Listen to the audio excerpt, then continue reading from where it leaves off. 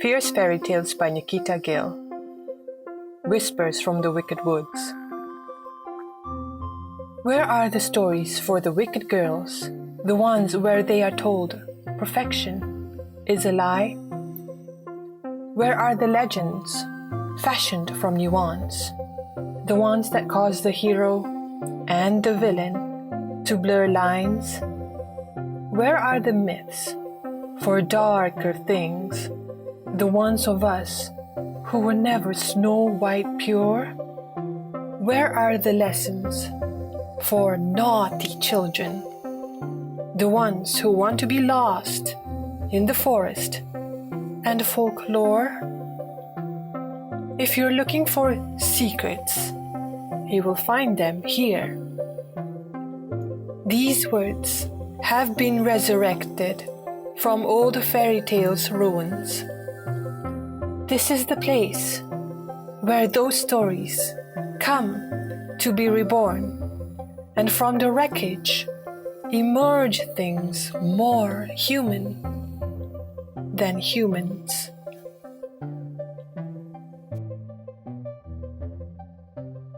You are listening to episode 5 of the Literature for Equality Project, a special series brought to you by the Two Book Nerds Talking podcast, supported by the Canada Fund for Local Initiatives. I am Diana Yong. And I'm Hani Ahmad. And this week, we're talking myth and magic and fairy tales. Fierce Fairytales, that is the title of a collection of poems and flash fiction by Nikita Gill. Would you call this Insta poetry, Diana? I can actually imagine this being read in a dark, smoky venue or in a forest setting as mist comes wafting in from the mountains. Very, very poetic, honey. I think, well, I'm not really sure if there is a line drawn between Insta poetry and more modern, like spoken word, I guess. Spoken word maybe has more energy in it, I think. I think it's meant to be performed in that sense. But yeah, she's known as Insta poet, right? Yeah. She's been a National Poetry Day ambassador in the UK. She's written 6 books. Most of them are all poetry-inspired kind of books. And she's actually had 2 plays come out. Besides being the most followed poet in the UK, she's been a speaker at lit festivals and events, and she's even been invited to a TED Talk in the year 2020. Nice. I mean, that's the thing about Insta poetry, right? I think there are people who kind of look at it as a bit more lowbrow. But I feel that if the words resonate with you, they're relevant. And I think Insta poets have really opened the world of poetry to a much larger audience. So Fierce Fairytales came out in 2018. I have her book, Great Goddesses, which I really dug. It goes into passages and poetry on Greek goddesses and monsters. So if you listened to last week's episode on Circe and crave more of that world, check that book out from Nikita Gill. So with Fierce Fairytales, she actually turns her gaze to fairy tales. I read a lot of fairy tales. I know you do. I love fairy tales. But I've also realized that I was growing up, I just kind of accepted the stories. And I think it's really high time we reframe them and look into the sort of gender stereotypes that they foster. Nikita Gill did say that she wanted to revisit the fairy tales because she enjoyed them so much as a child. So one of the first books I ever remember choosing for myself is this really big, thick book of fairy tales, which I think I bought from a floating ship bookstore when I was about 5. I just remember like carrying that big book down the gangplank, and I was like really so proud of myself to have found this book. It had really these really colorful illustrations. I just loved all the different stories in it. You know, back then we didn't have that many books, so we tended to read our books over and over. They were among the first stories we ever learned.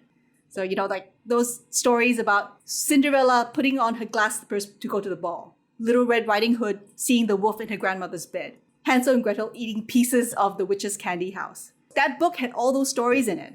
I love the fact that you bought your first book of fairy tales from a floating bookstore. I think that is just super cool. I know what you mean by reading a book to death. I think one of my favorite books was Alison Utley's Book of Fairy Tales. And it was just a book that I read and literally it's been held together by cellophane tape. Either than that, I had a tuition teacher who had the entire collection of Andrew Lang's color fairy tale books. Oh my God, I devoured them. And I became incredibly good at English because how she rewards me is like, I can borrow these books home if I do her exercises well. That was really great motivation.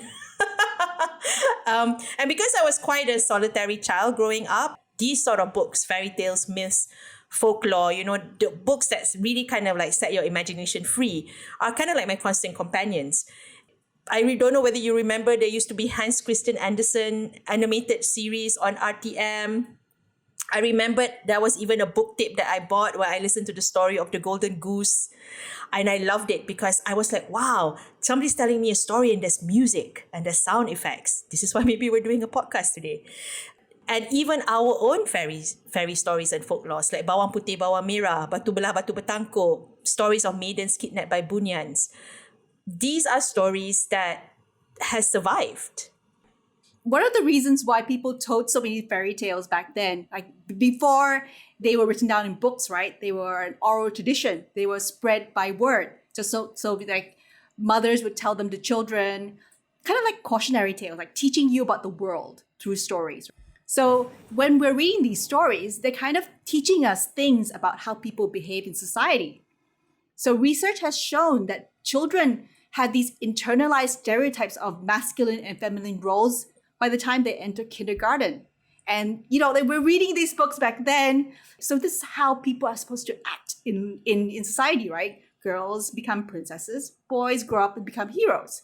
And there's a lot of evidence for how much the fairy tales we tell children play a major role in this gender role development and socialization. So it's like the reason why we're so concerned about what fairy tales are doing to us is because we learn about all this and we don't even think about what they're telling us about society.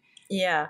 It's almost like if you put magic and myth and monsters around a tale of a damsel in distress, it's fine. You accept it because you have all these fantastical things to kind of wrap your heads around. But yeah, honestly, right? A lot of women in fairy tales are passive and submissive. I guess the damsel in distress. After all, Snow White stays in her castle until the huntsman tells her to run away into the woods. If you are poor, or if you're in a bad situation, or if you're somewhere picking berries or ulam in the forest, a man will come riding up to save your life, falling in love with you, whisking you to a life of luxury. The words, and they lived happily ever after. Can there be a more damaging ending to a story? Because honestly, what happens after is the world we live in. All right? And then you go into the other subset of fairy tale gender stereotype. It's the woman with power. The witch in The Little Mermaid, the queen in Snow White, even Goldilocks. Why is it they always do bad things or come across as evil? Is that what secretly girls who have been belittled and victimized and constrained, is that what they want to do, to let it all out, to wreak havoc? And can you really blame them? Because again, this is another stereotype. It's really kind of shocking how black and white our fairy tales are. Yeah, think back to how like we listen to stories about Rapunzel, for example, who she does nothing but sit in her tower until a prince comes to rescue her. One of the messages that children listening to these stories get is that an obedient girl's reward is romance and marriage, and being strong and brave should be something that boys do, so they can be heroes, right? Yeah. And, bear in mind, Rapunzel had to let her hair down. The prince didn't even figure a way on how to climb her tower. So in a way, right, she had that agency to do that. If you think about fairy tales as well, there's a lot of illustrations. The illustrations, especially in traditional fairy tale books, also teaches children on what's good and bad. So they can look at the pictures and they can already identify who's good and who's bad. The beautiful, slim, youthful-looking ones are good, and the ones that look like crones and ugly and obese are the bad people. And this brings this sort of like fixation on beauty as good and ugly or different-looking as bad.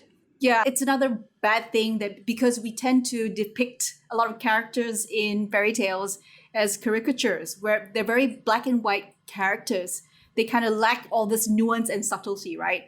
And I think that's one of the great things about this collection of poems and stories that we're talking about today. So Nikita Gill's Fierce Fairytales has taken many of the original stories and given them this new context.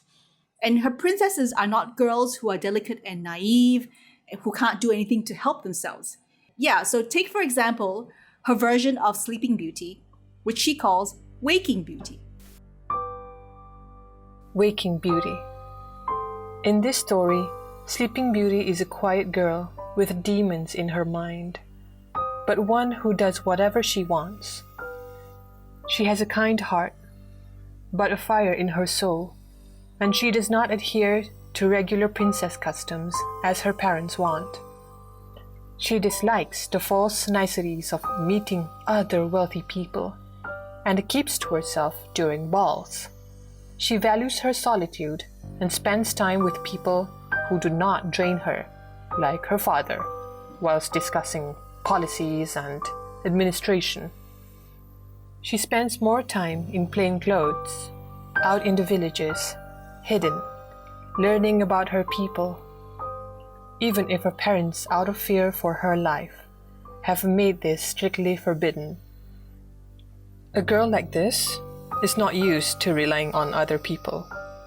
She has always been very sure of herself, so when she finally does fall into a slumber, trying to aid an old woman with a spindle that pricks her instead, her very last thought is not of seeking help, but of how she's going to save herself. I mean, Sleeping Beauty always smacks me as a little creepy, right? When we are asleep is when we're most vulnerable and helpless, and some guy is creeping around in your house, touching you. This is not something to aspire to, everyone. Again, you were saying about fairy tales actually being cautionary tales, right? So if you see the flip side of the story of Sleeping Beauty, is that, you need to be careful that this can happen to you. They're trying to mold women to behave in a certain way in order not to get into trouble. So what needs to happen is that after this happens to you, what do you do, right? And I think this is what Nikita Gill is trying to put in the book. After this has happened to you, people make mistakes. Maybe you have to look at it in a different way and not wait for a prince to save you. Yeah, I think it's true. Like this passage asks questions, reminds us to question the stories that we've read and, like to think about what they're trying to tell us, right? So it may be, for example, if Sleeping Beauty's parents had trusted her with the truth and given her tools to prepare her for the future, or even given her some education, so she might have been someone completely different when the witch came to cast her enchantment, maybe. Yeah. But, at least I feel that girls of today can see through that. Because there's so many more retellings now and so many more feminist kind of take on fairy tales. Recently I read Rumesa, which is almost like a hijabster girl's version of Rapunzel. So it's like, Rumesa, let your hijab down. But of course, at the end of the day, she saves herself and then goes and hangs out with other girls who are equally empowered, right? So I think girls today are quite savvy. They can believe in themselves, that they can fight and they can kind of stand up for themselves. And I suppose princesses, like Disney princesses, has also evolved. Like they can fight like, Merida in Brave, and then they can also have a story about sisterhood like in Frozen. So perhaps even our animation is slowly getting there to give more agency to their princesses. Right, Diana? Well, Mulan was always a very empowering story, even back then, in the original Disney cartoon. But the live action one, I think it really brings more of that story to the forefront, right? That's kind of like the benefit of education, right? We've had these changes because we've become more aware of how women are more educated. We're more aware of the kind of things that we need to do for ourselves. I think you're definitely right that girls today can see beyond the fairy tales, but unless we talk to each other about what they tell us about society, it can be something that continues to be confusing and misunderstood. That's another one of the problems with fairy tales. It's supposed to give us easy stories about how to have a fulfilling life. But simply being beautiful and marrying a prince doesn't make you happy. Especially if the prince marries you only because you're a princess. So have a listen to this passage where Nikita Gill rewrites Rapunzel. Rapunzel, Rapunzel. Rapunzel, Rapunzel. She began to rethink how and why she really let down her hair. For Rapunzel, it was realizing that no one who truly loved her would, use any part of her body, not even her hair, as a ladder. No one who truly loved her would hide her from the whole world in a tower.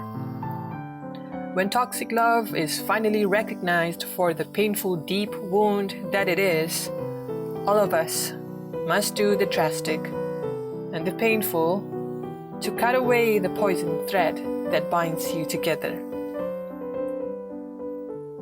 So, Rapunzel, Rapunzel, she cut off her own hair, she used it as a rope, climbed down from the tower, and ran away to find her own freedom, to make her own fortune, like a bird finally free of her shackles, and without so much as looking back. No one is coming to save you, my love. No prince, no savior, no knight in shining armor. But don't you worry about a thing. You've already got what should save you, hiding inside the marrow inside your own powerful spine, your own bones.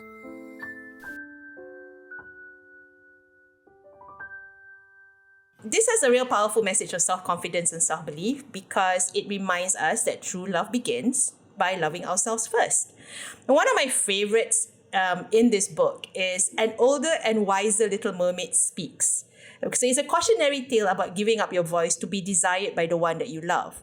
And like Little Mermaid is also another one of those stories that makes you shudder a little bit because there's so many ways a woman can lose their voices.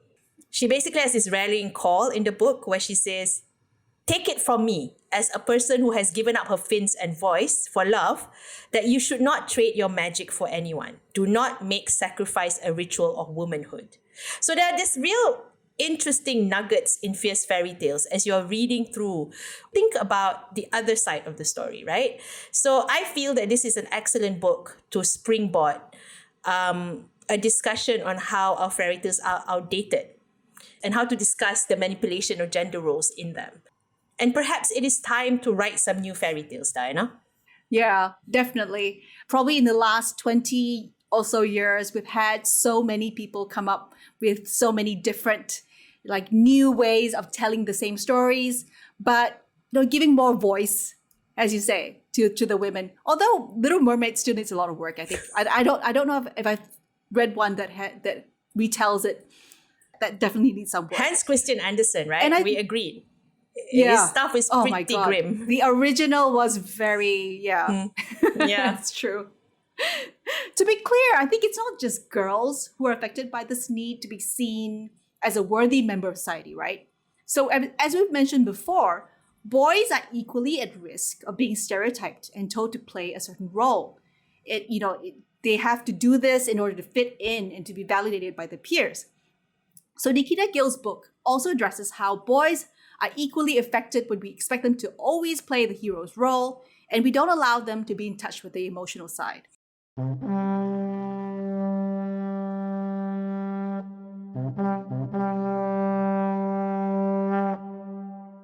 How a hero becomes a villain.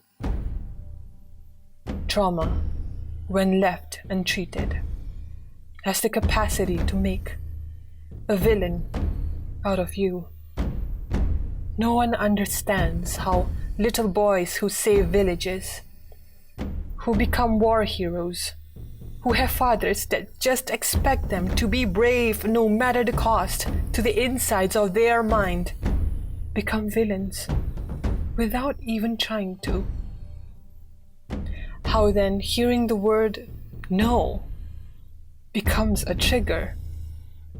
How love rejected becomes cautiously pieced, self-worth dissolved.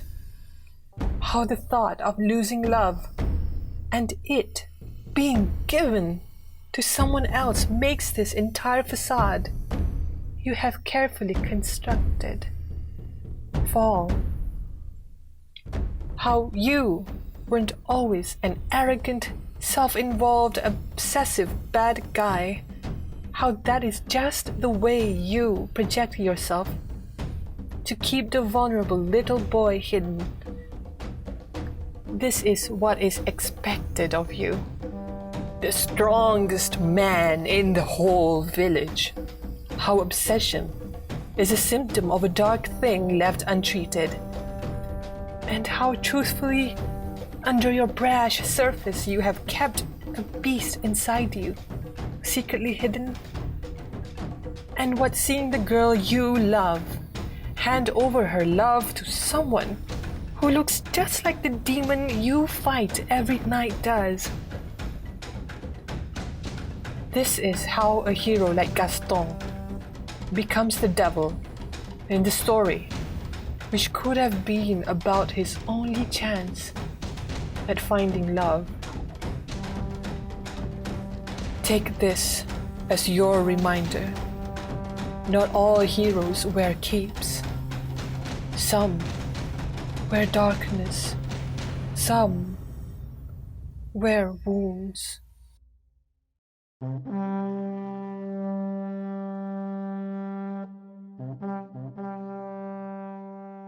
Yeah, there are many passages in this book that also addresses how boys are equally vulnerable to trauma and also victims of these unrealistic expectations of society. You know, I mean, we talked about this before in Adichie's We Should All Be Feminists, that boys are often not allowed to cry or to show that they're affected by something emotional or even to talk about their feelings. You know, for instance, there is a story about Hansel writing a letter to his son and how he says that your grandfather basically chose to leave us in the woods. And that is parental neglect. And he basically tells his son that, be a better man. So there's all these kind of like expectations as well that is given on male characters that also puts them in that narrow, small box. This is the end of part 1 of episode 5, Reframing Our Fairy Tales, featuring Nikita Gill's Fierce Fairytales. In part 2, we will continue the discussion, get into the villains, and also why we feel this is a worthwhile read. We also will give you some suggestions for further reading and details about the Literature for Equality contest. So, tune in. Welcome back. You are listening to part 2 of the Literature for Equality Project's episode 5, Reframing Our Fairy Tales. One of my favorite passages in Nikita Gill's Fierce Fairytales is called Two Misunderstood Stepsisters, which looks at the perspective of Cinderella's stepsisters. Now, these two don't even have names in the original stories, right? They're only ever called ugly stepsisters. So Nikita Gill talks about the way we demean other women by calling them ugly. This story's message is so important because it talks about the way girls feel so much pressure to be beautiful that when they don't fit society's beauty standards, they begin to hate themselves. Two misunderstood stepsisters. First and foremost, girls are survivors. We are trained to expect the world to be toxic to us and make the best of a bad situation by developing the skills to survive it. No one ever says the skills will be toxic. No one ever mentions how we are cruel sometimes and we don't choose it. So when they see Cinderella, a girl who bears both the envied beauty they have been tormented about, as well as an innocence they were robbed of, they take out their rage on her. This is what happens when girls are taught other girls are a competition instead of their sisters. This is what happens when we make women think their outer beauty is all that matters. We end up stealing from them their hearts, their souls, their softness, by making them believe that none of that really matters. This is what I mean when I say, if all girls were taught how to love each other fiercely instead of how to compete with each other and hate their own bodies, what a different and beautiful world we would live in. Yeah, I really like this passage as well. I felt that it's true, right? You always have the horrid stepmother and the ugly stepsisters. And yet you don't know how they got that way. Especially if they live in a society that prizes beauty, and if they don't conform to the idea of beauty, you can see the resentment building in them, because here you are paraded at a ball and you know you're not going to be chosen by the prince. So you're basically paraded to be rejected, as opposed to being educated to, maybe accept themselves for what they are good at. They are judged for something that they have no control over. This is what happens when we make women think that their outer beauty is all that matters. Such powerful words, right? I mean, Gill goes back to this theme over and over again by using fairy tale villains and allowing them to speak their truth. So in The Not So Wicked Witch, she says, "They call me wicked because I refuse to become a pretty little thing that simply entertained them. Beauty without kindness and bravery is just a pretty empty shell, my dear." It's that kind of idea that you should also have substance in your action and in your life. Because, we always hear this word, beauty is only skin deep. And yet we really have not come very far from judging somebody based on their looks. So in modern society, we've tied our self-esteem so closely to how we appear that it becomes a burden. Every day, you're just trying to make sure that I'm accepted by other people for, being able to conform to beauty standards. Like, you use all the tools that you have at your disposal, whether that's makeup, whether that's lighting, or, Photoshop, just so that you can be seen as, I'm beautiful and therefore I'm valid. Researchers have found that girls' self-confidence is equal to boys until the age of 12, but it drops 30% between the ages of 12 to 14, which is just about that time when girls realize they're growing up, they're becoming women, and they're becoming aware of the need to conform to this idea of what a woman looks like. And girls are always being told to be careful, and they're not encouraged to be active and open to new experiences as boys are. That confidence isn't just in how they look and how they're perceived by others. It's also in how they conduct themselves, because the stories never tell girls that they should take charge in their lives. They're always being told that if they're obedient and they're good children, other people will look at them and say, okay, you're good. Your confidence is coming from somebody else telling you that you're okay. It doesn't come from it within, where you are creating your own life for yourself. As girls grow older, they get into this stage where they become less and less open to risk and failure, just as they're getting into the teen years. Girls develop social anxiety as they go into their teen years. It's no mistake. That's when they actually go through puberty, because that's when their bodies are flooded with estrogen. They have heightened emotional intelligence, and then they become more vulnerable as well. And we were just having this conversation about the fact that there's a lot of shame that is attributed to a woman's bodily functions. Like having your periods, for instance, is something that is seen to be hidden and something to be a little bit ashamed of, as opposed to this is just a part of being a woman. I feel there's also a kind of liberation when the pursuit of youth and beauty no longer controls your waking moments. I like her piece of Baba Yaga, where she says wrinkles are a badge of honor, that people will also have things to say as you get older, right? So she says you have to remind each woman how empowering her age can be. Remind each and every girl out there that youth and beauty is not her shackles and not her only currency. I like that. I like Baba Yaga. Yeah, I think there's a lot to be said about how the whole idea of womanhood is only compressed into, maybe you're at your prime, you're only beautiful and desirable between 16 to about, I don't know, maybe it's extended to about 35, 36 now, but usually it tends to be within this short 10-year period of your life, after which you're considered like old and on the shelf, right? And nobody wants you anymore. I really like that passage that you just mentioned, honey, about how you should be confident in your age because every age brings with it certain power, right? But when you're young, it kind of feels that that power only comes from your external beauty. And that's a real shame, because girls are the most vulnerable when they're at that teen years, when they're just transitioning into becoming a woman. You're getting into the stage where people are looking at you and judging you for what you look like, what your body does, and all of that. And I don't know, some girls may find this confidence boosting, But a lot of girls, they feel like, this is not something that I like about my body. It's changing. It's becoming something different. I'm not used to it. Like, for example, when we were talking about this in Iban Woman, about how when a woman changes, like suddenly, you can't go out with your father traveling anymore. You can't go and do things with them because boys and men will look at you. You're not supposed to be here. And also because they look at you in a sexual way, which is very disconcerting for a woman of that age, right? Yeah, this is really valid, and I feel that the anxiety doesn't really leave you either, even if you're an older woman, because like you hit your 30s and it's almost like you have a window of time where you are at the prime, they always say, right?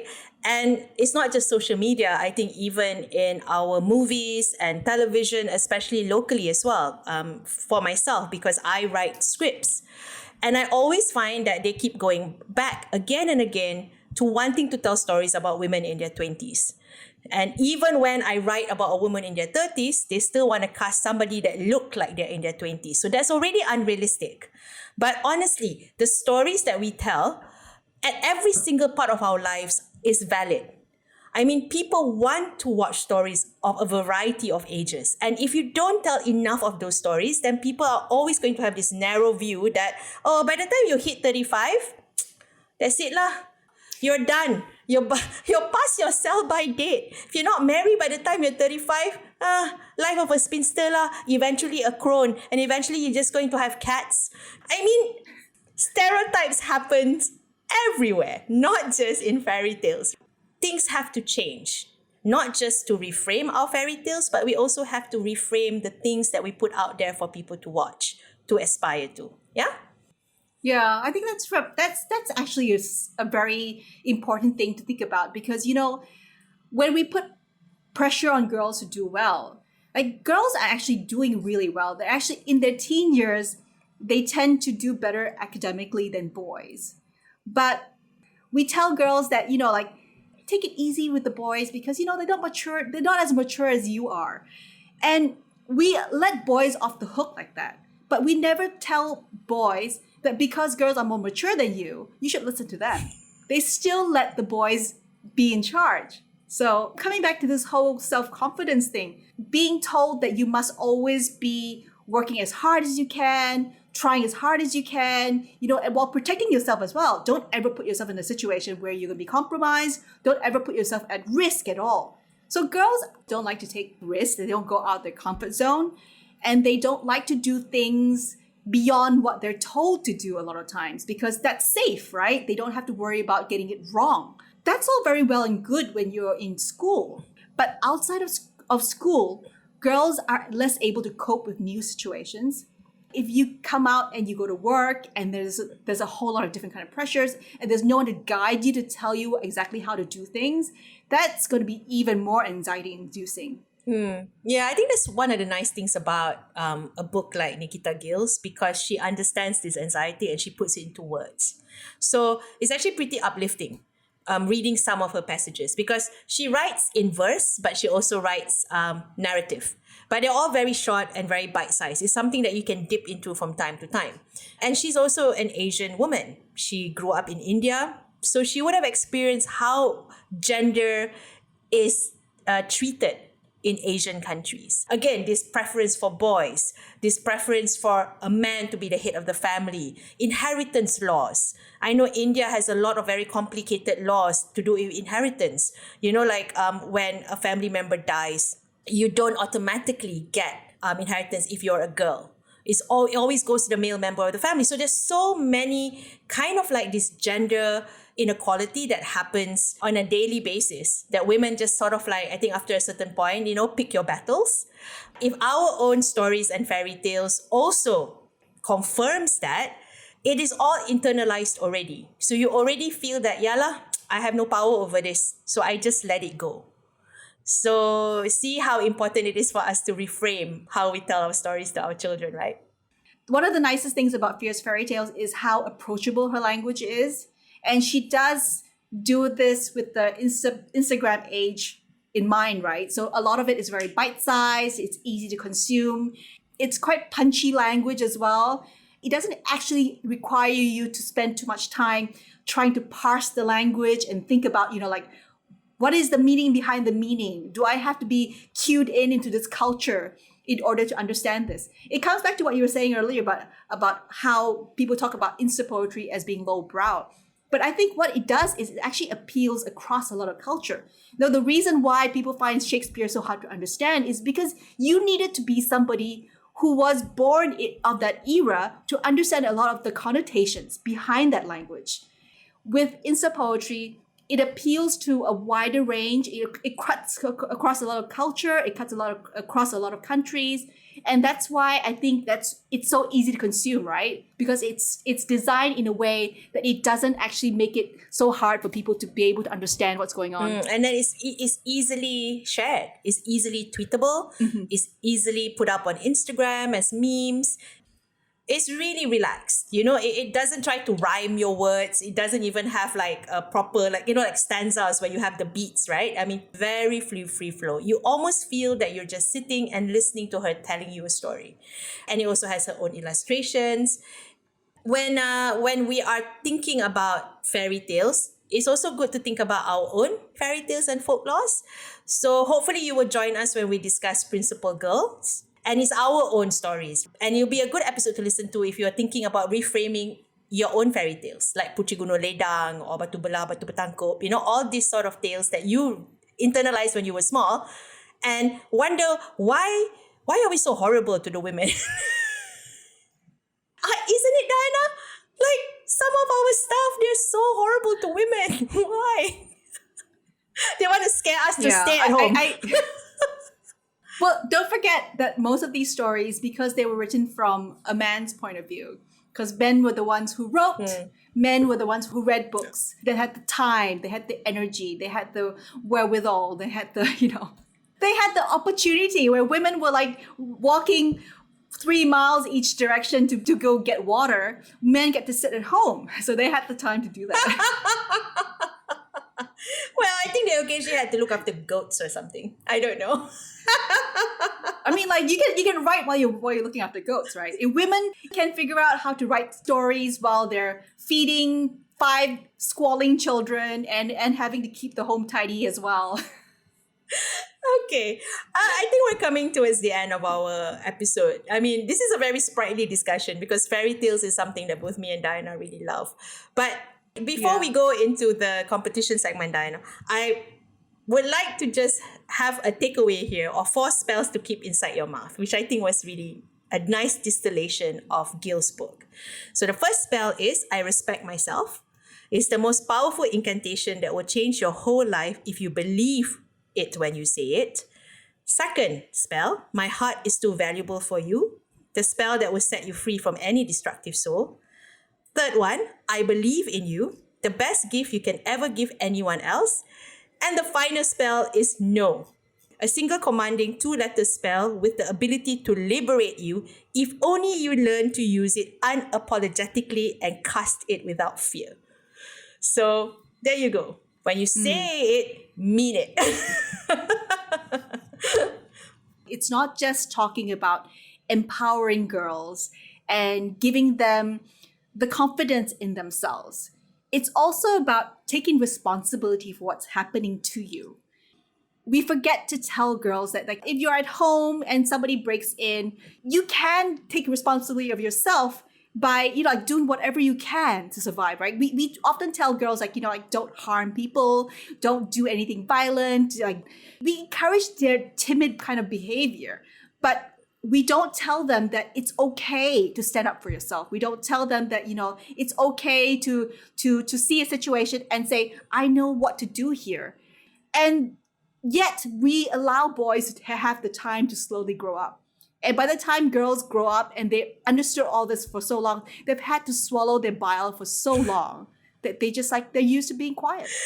Yeah, I mean, on the flip side as well, if you're a boy and you don't want to vanquish dragons or save princesses, that's fine too. If you feel that the world is too much for you and you need to ask for help, that's fine too. Maybe together you can save each other. I mean, why must it be on one other person to be able to do all the heavy lifting? So I guess at the end of the day, fairy tales are just as relevant for it to be reframed, as we were saying, on both genders. There's always the other side of the conversation. So we've come to the part of the podcast where you, dear listeners, get to have your say. Now that you've listened to this discussion, tell us, did you enjoy it? And what did you think about reframing our fairy tales? We'd like to hear your opinion. And at the same time, you could win yourself some sweet prizes. So we'd like you to respond to this podcast to share your own thoughts about the topic that we've been discussing. You could post your own version of a fairy tale on IG Reels, a modernized version that you would actually like to live. Or maybe you could post a TikTok about the ways that Cinderella or Rapunzel need to be updated for today. And you're free to post to Twitter, Facebook, TikTok, or Instagram. And wow us with your creativity. Yes, wow us. So this Literature for Equality project contest runs from the 17th of October all the way to the 16th of January next year, and is open to any students aged between 12 to 20 currently studying in Malaysia. So there are two categories: young adult 12 to 16 and upper secondary and tertiary, which is 17 to 20. And please keep up to date with our social media. We will update you on what other prizes that you can win soon. Yes, and don't forget to include the hashtag Literature for Equality contest and tag our account on your post. Then head over to the contest page on rngdr.com/LFE to submit your entry. And we do hope you check out Fierce Fairytales by Nikita Gill. There are about 100 poems and micro stories in there, and so we barely scratched the surface with our discussion of this book. Fans of this book will also enjoy Nikita Gill's other poetry collection, including her latest The Girl and the Goddess, a novel told in a poetic verse about one Kashmiri girl's wild journey of strength, beauty and growth as she discovers who she really is. This book just came out last year and is going to become a TV series produced by Game of Thrones star Lena Headey, Cersei Lannister herself. Another excellent book to check out is The Confidence Code for Girls by Katie Kay and Claire Shipley, which is a book produced by the authors after they did the research we mentioned above that showed teenage girls losing their confidence as they go into their teenage years.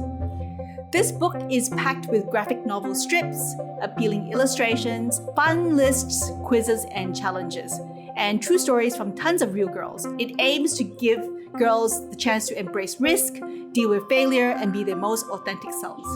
Yeah, and if retellings and reframing mythology and fairy tales are up your alley, do listen to episode 4 of this episode. We discussed Circe by Madeline Miller, a new spin on the Greek classic tale, The Odyssey. And you might also enjoy looking up some of our other young adult discussions with a strong female protagonist, such as our interview with Kaylin Barron on This Poison Heart, that's season 5, episode 6. And in season 2, episode 9, we talked Pan's Labyrinth. It's a book that was written based on the show by Del Toro and Cornelia Funke. You've been listening to the 5th episode of the Literature for Equality project, which is brought to you by the Two Book Nerds Talking podcast under the sponsorship of the Canada Fund for Local Initiatives. Do check out the other 7 episodes in the series. To find the episodes and more information on the project, including full contest details, check out our website at rngdr.com/LFE. This has been Two Book Nerds Talking with myself, Hani Ahmad, and my lovely co-host Diana Young. We wish you a wonderful week ahead, and thanks so much for listening to us.